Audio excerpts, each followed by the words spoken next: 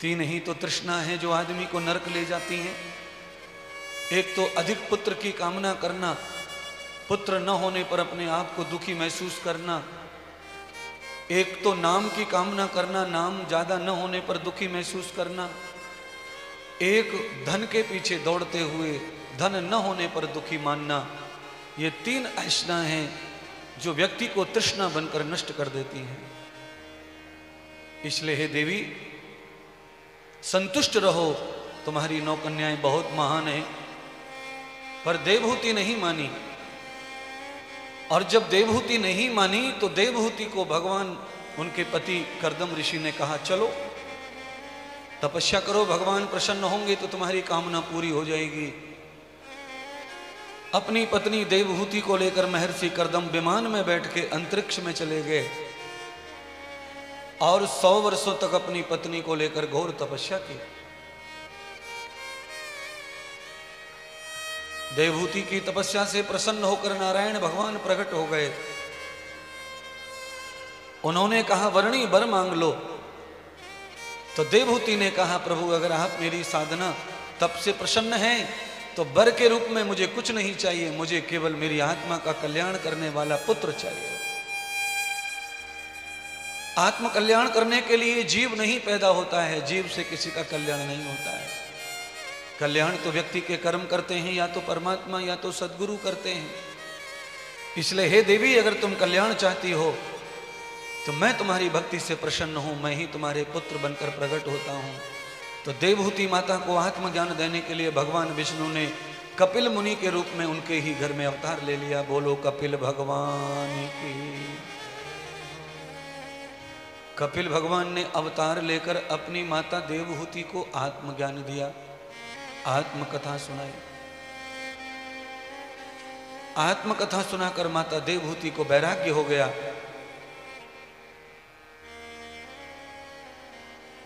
देवहूति की जो 9 कन्याएं थी उनका ब्रह्म ऋषियों के साथ विवाह हुआ।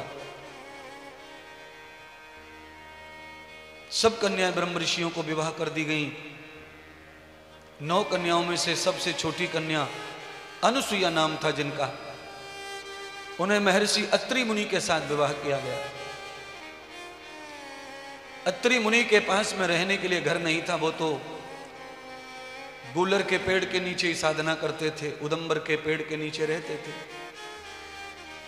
अनुसुईया को नवविवाहिता बना करके जब विदा करके ले गए तो पेड़ के नीचे जाकर बिठा दिया नर्मदा के तट पर। कहा देवी, यही तुम्हारा ससुराल है, यही तुम्हारा महल है, यही तुम्हें जीवन यापन करना है। अनुसुईया ने कहा स्वामी, अगर आप मेरे साथ हैं तो मुझे तो इस वृक्ष की छाया की भी जरूरत नहीं है। आपके जैसे ब्रह्म ऋषि पति मिला हो, योगी तपस्वी, तो ऐसे पति का तो जीवन में स्त्री के नाम ही काफी है। चाहे संग भी ना मिले, उस पति के नाम से ही वो अपने सौभाग्य को जिंदा करती है और अपने जीवन को जी लेती है। आप तो मेरे परम प्रतापी परमात्मा रूपी पति हैं। मुझे घर मकान कोठी बंगला कुछ नहीं चाहिए, आप अपनी कृपा बनाए रखिए। अनुसुईया से इतना ही नहीं, अत्रि मुनि कहने लगे देवी, आज तुम्हारा विवाह हुआ है और आज ही तुम्हें मुझसे अलग होना पड़ेगा।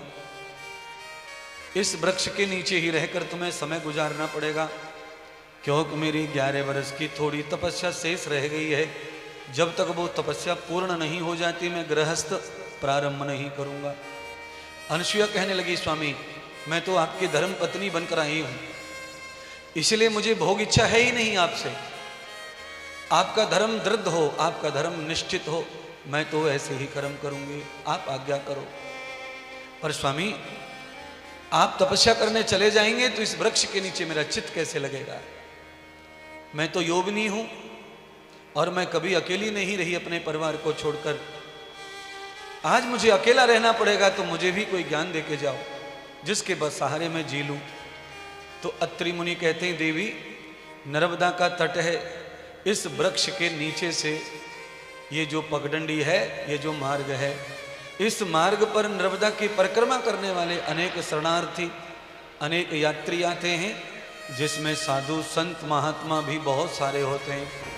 तो नर्मदा की परिक्रमा करने वाले जो साधु संत होंगे उनकी तुम सेवा करते रहना, यही तुम्हारे लिए बड़ी साधना और सबसे बड़ा पुण्य का कर्म हो जाएगा। इसी से तुम्हारे सब मनोरथ और सब संकल्प पूरे हो जाएंगे।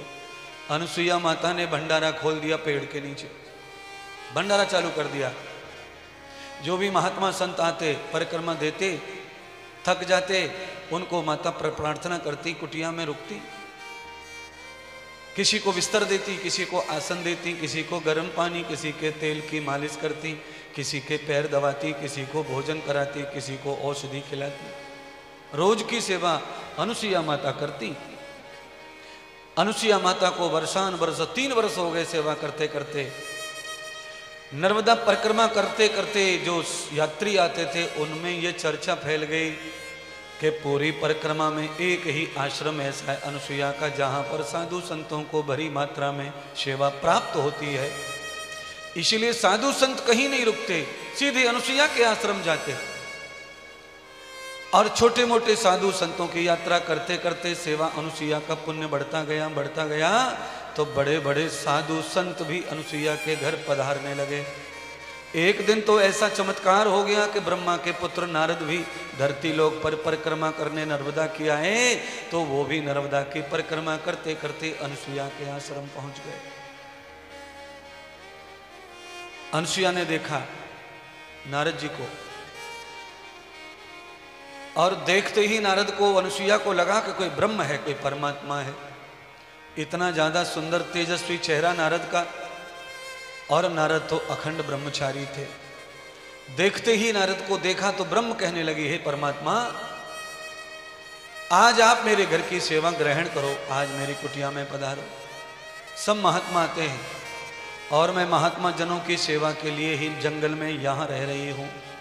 नारद जी ने कहा, देवी मुझे तुम्हें देखकर ऐसा लगता है कि साक्षात नर्मदा प्रकट हो गई है। तुम्हारे शरीर में मुझे नर्मदा माता का दर्शन हो रहा है। यावतम खिलमिदम दोवम रूपम देव सुंदरम। हे देवी, तुम्हारी सुंदरता को देखकर ऐसा लगता है कि मैं तुम्हें 10 बार माँ कहूँ और माँ कहूँ। है ये भाव क्या है? ये भाव पवित्र भाव है। किसी भी सुंदर महिला को देख करके मन मैला ना होवे। अगर मन में ये मैल निकल जावे कि ये सुंदरी महिला मेरी हो जाए, उससे अच्छा दूसरा भाव है कि ये माता के समान परमात्मा ने सुंदरी को बनाया है। तो परमात्मा कितना सुंदर होगा जिसमें सुंदरता डालने की इतनी कला है। इन हसीनों को जिसने बनाया वो खुद कैसा होगा। इन हसीनों को जब देखते हैं हम तो उसकी याद आती है। बोलो सच्चिदानंद भगवान की जय हो।